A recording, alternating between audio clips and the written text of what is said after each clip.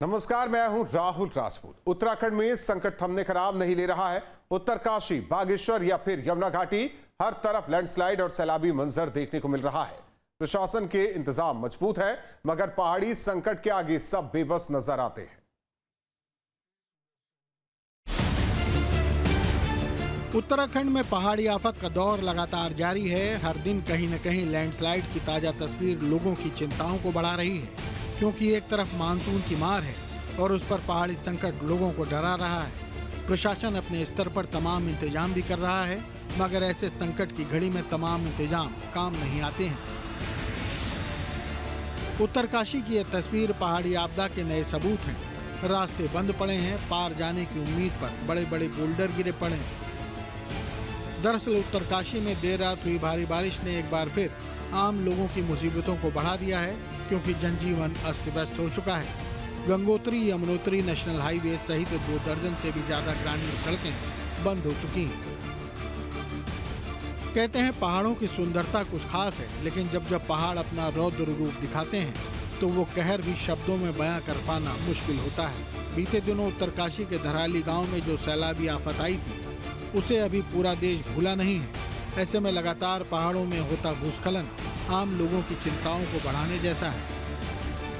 प्रशासन क्रेन की मदद से रास्ते को साफ करने की मुहिम में लगा है, मगर उत्तराखंड में तो हर रोज कहीं न कहीं पहाड़ दरक ही रहे हैं। ऐसे में लोगों का घबराना गलत तो नहीं है। उत्तरकाशी जिले में देर रात भारी बारिश हुई और भारी बारिश से भारी नुकसान हुआ है। उत्तरकाशी जिले का पूरा जनजीवन जो है वो अस्त व्यस्त हो गया है। गंगोत्री और यमुनोत्री नेशनल हाईवे कई जगह बंद है। जिले के 2 दर्जन से भी ज्यादा जो ग्रामीण मार्ग हैं वो भी बाधित हैं। प्रशासन लगातार इनको खोलने में लगा हुआ, लेकिन नुकसान इतना भारी हुआ कि प्रशासन और आपदा प्रबंधन के हाथ पांव फूले हैं। उत्तरकाशी के जोशियाड़ा, ज्ञानसू और मातली कस्बे को भारी नुकसान हुआ है। जगह जगह जल भरा हुआ है और कई गांव जो है खतरे की जद में है। तो ये उत्तरकाशी जिले में अब तक जो आज रात की बारिश हुई है उससे भारी नुकसान हुआ है और जनजीवन अस्त व्यस्त हुआ है।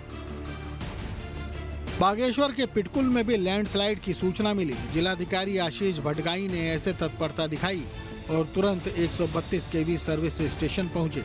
जिलाधिकारी महोदय ने पूरे सब स्टेशन का निरीक्षण किया, ताकि कठिन परिस्थितियों में बिजली की समस्या खड़ी न हो सके।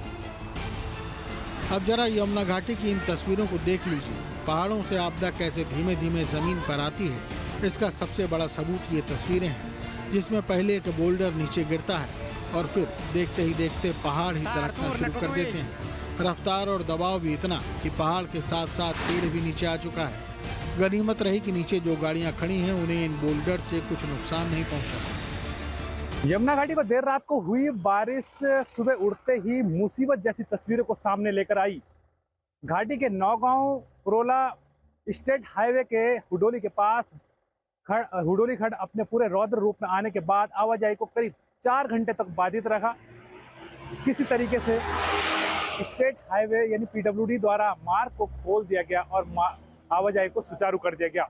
इसके साथ ही दूसरी तस्वीर पुरोला के नगर पालिका पुरोला के नई पार्किंग के पास की है, जहां पहाड़ी से पेड़ और बड़े बड़े बोल्डर पार्किंग पर आ गिरे। गनीमत इस बात की रही कि यह मलबा किसी गाड़ी पर नहीं गिरा, क्योंकि पास पर ही खड़ी गाड़ी बाल बाल बसते हुई तस्वीर पर देखी जा सकती है।